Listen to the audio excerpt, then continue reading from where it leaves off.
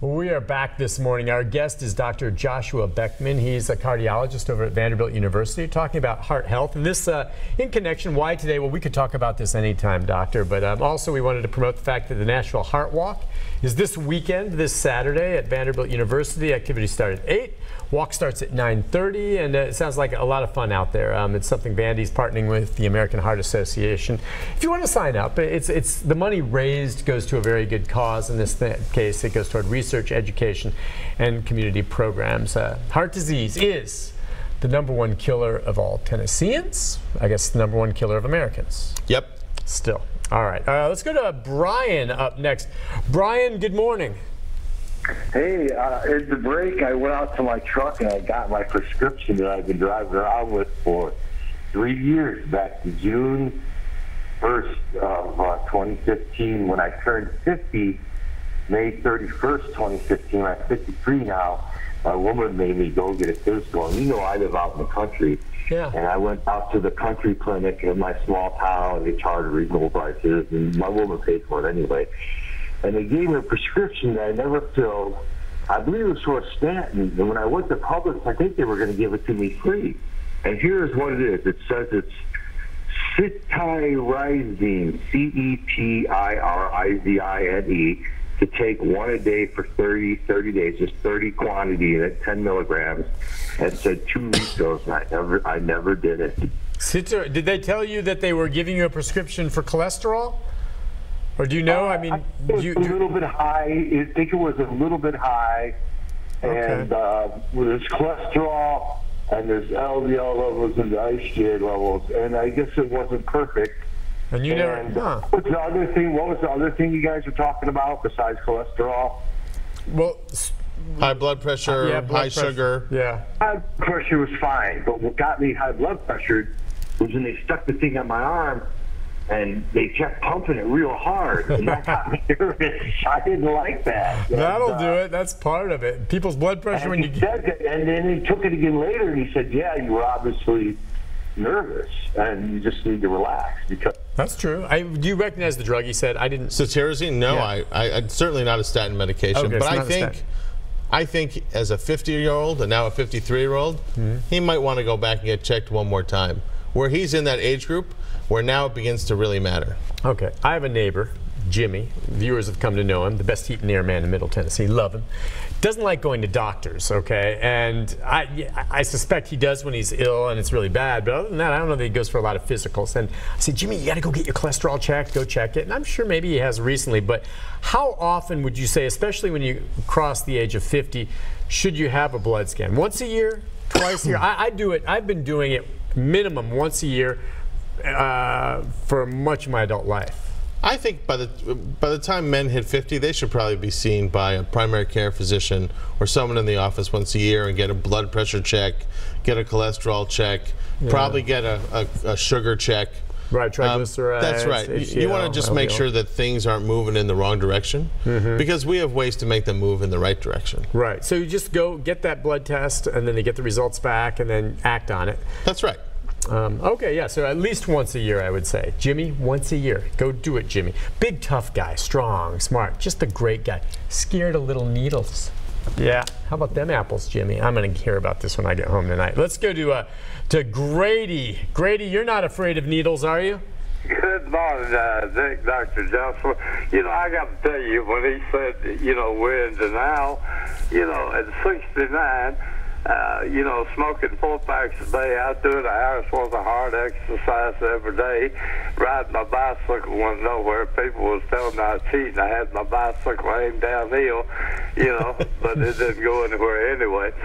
But, you know, I mean, just cut the grass, you know, and two lanes of grass, and I was huffing and puffing. Then I got bad valve in the lower part of my heart. You know, they said that will get it better. But, you know, I mean, denial, I had it, and I should have probably been to the doctor, and I wouldn't have a defibrillator and have open heart surgery and pacemaker and all the other stuff, you know. But denial, don't deny. Go see your doctor. Thank you, Dr. Joshua, for being on there. And, you know, it's not true Southerners are not done. That's not why at all. we got Vanderbilt. I hang up with Dallas guy. That's this part. Grady is a regular viewer. He's been with us for years and just a great, great guy. And yeah, he's proof positive that Southerners are not dumb. They're very smart. And 4 packs a day.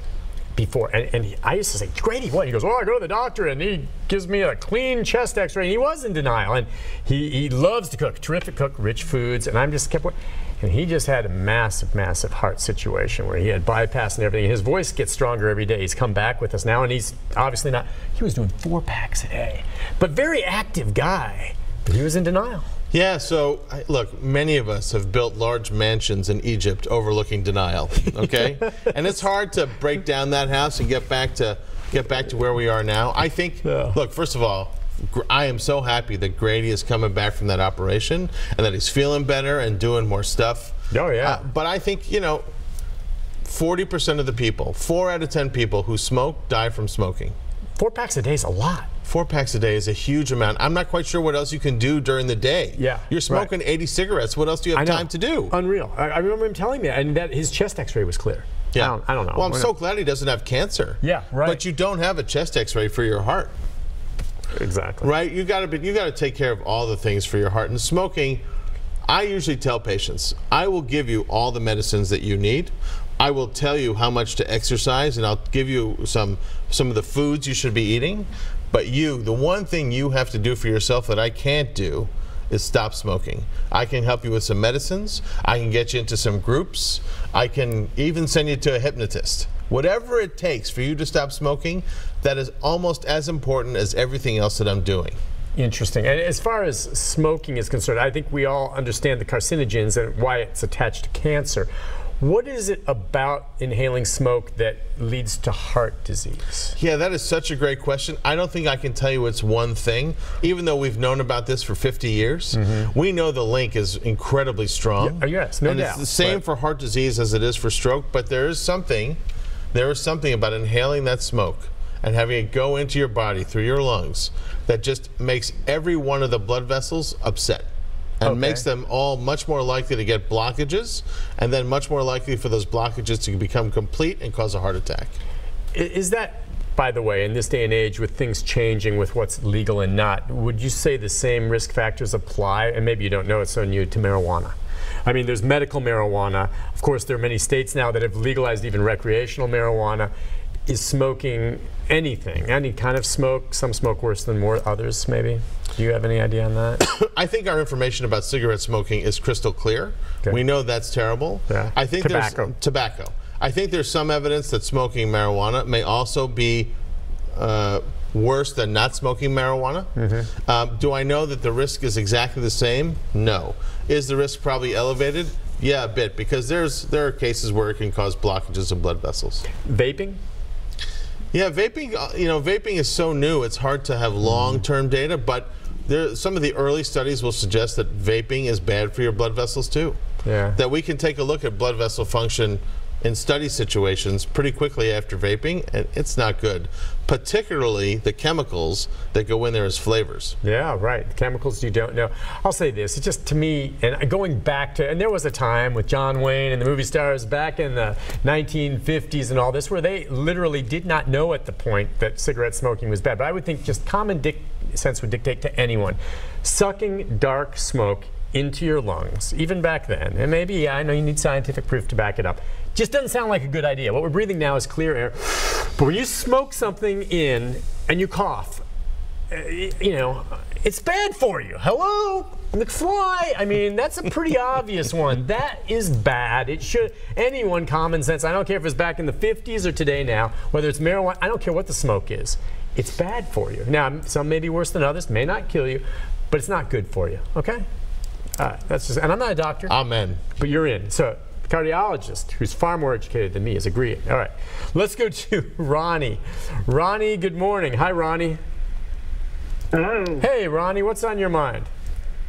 I just had quadruple bypass. Wow. In Nashville, and over the past 17 years, I've been accumulating stents. And my question is, just 6 to 8 weeks ago is when I had the pain, wouldn't go away, and went to a hospital in Nashville, and I did not know the surgeon, but when he was going to place a stent, he said he couldn't, so they had to open me up, do the quadruple bypass. Less than 24 hours later, I'm bleeding, and they have to cut me open again. So now the question, the surgeon comes into the recovery after I came off the ventilator, and he said, Ronnie, you know that medicine you've been taking for 17 years? He said, it's not working, go home and throw it away. He said, you were stopped up so bad, the 10 stents that you had were more than half clogged. And he said, go throw it away. What was it? What was it? What was the drug?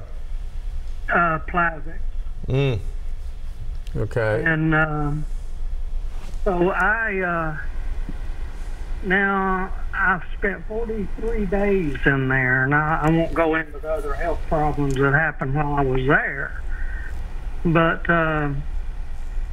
I get out, and they tell me, you go see your regular doctor, you go see your cardiologist, you know the routine. So when I get to my cardiologist, who I've been seeing for 17 years, I said, the surgeon has taken me off of Plavix. He tells me not to take it anymore. He got a little bit upset, and he said, you're going to start back today. And he said, this is the only thing that's kept you alive. Well, long story short, 2 lawyers in my family who, know a lot of doctors, and one knows us. They're both in the same heart group. Here's my problem. The surgeon says, throw the medicine away. My cardiologist says, don't you dare miss a day taking it. All right, hang tight. Listen, we need to take a quick break. Think on that.